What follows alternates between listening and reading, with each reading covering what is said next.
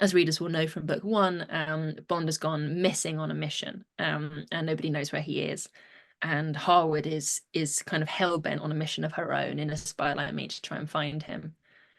So it was an opportunity to really look at those long-running character arcs and then also deepen what we know about the characters that we've already got familiar with in Double or Nothing. So Joseph Dryden's character, 004, for folks who haven't read Double or Nothing, Dryden's background is that he was in special forces in Afghanistan.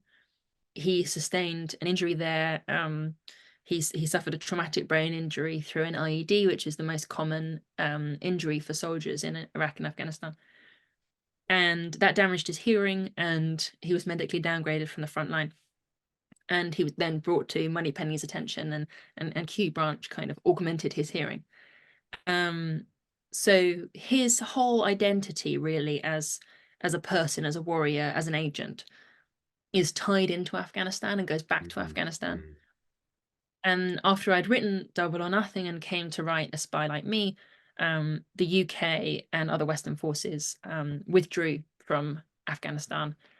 And pretty much overnight, the Taliban retook the country.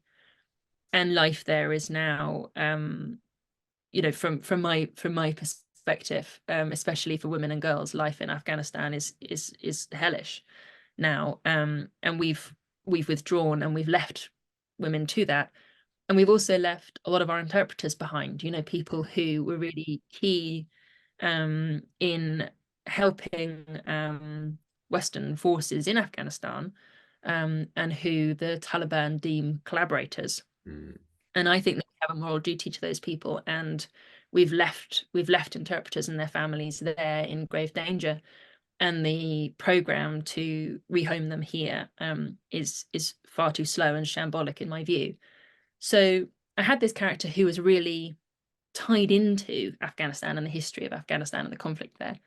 And then we withdrew, and I thought, well, I've set this in the modern world, and I've set this today, and I feel like this is going to have a really big impact on Dryden, and make him question, did he do any good? You know, and he questioned some of that when he was there, but he always hoped that he was working towards a larger good.